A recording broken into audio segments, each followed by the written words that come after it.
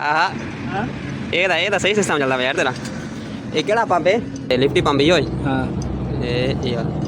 इन्हें गाड़ी मोबाइल चैसे होते हैं। हाँ डीजल डीजल डीजल चैसे डीजल वाला पंप है मैं जिमें एक मोटरसाइकिल आयल पंप होते वो है जिमें ना ये माशाल्लाह उस्ताद जी खड़े ने गाड़ी वाले माशाल्लाह ड्राइवर हैं ये उन्होंने सेकंड ड्राइवर ठीक है ये डीजल पंप डीजल जारी सारी है ये माशाल्लाह मिस्टर साहब जो मेरे पिछों मार्केट लगी पी है ये मार्केट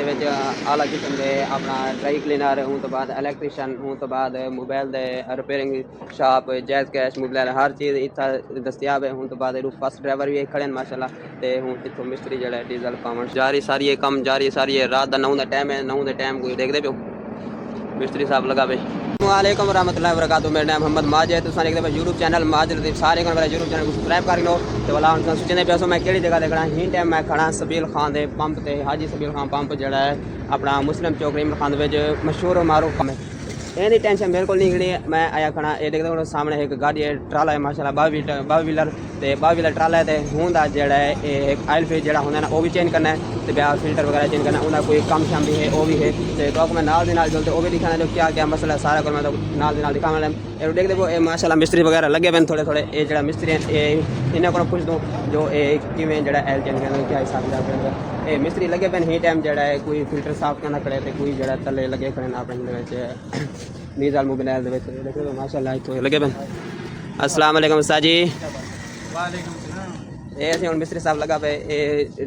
जड़ा है अपना मोबाइल चेंज करने पे मोबाइल भी चेंज ठीक है नवा जड़ा है पेंदे पेंदे पुराना जड़ा निकलदा पे जड़ा पुराना है वो तो हुण कट गया तलों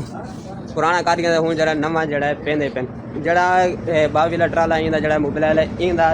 4000 किलोमीटर गाड़ी चल रही हूँ तो बाद जड़ा इंदा ऑयल जड़ा चेंज करना पौंदा 4000 किलोमीटर इंदी एवरेज है 4000 किलोमीटर जब चल वैसे हूँ टाइम ये इन्होंने जड़ा गाड़ी का जड़ा फिल्टर डीजल से अपना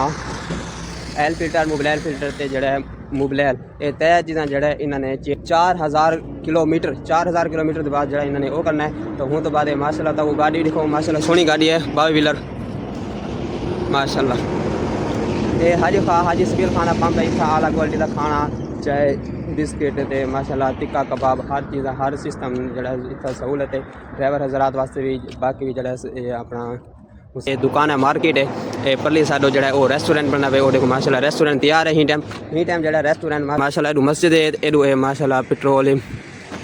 पंप भी है अपना ये मतलब है जो इतना पूरी सहूलियत है अपना पेट्रोल को लाते अपना पेट्रोल डीजल CNG हूँ तो बाद वाशरूम मस्जिद होटल वगैरह हर चीज़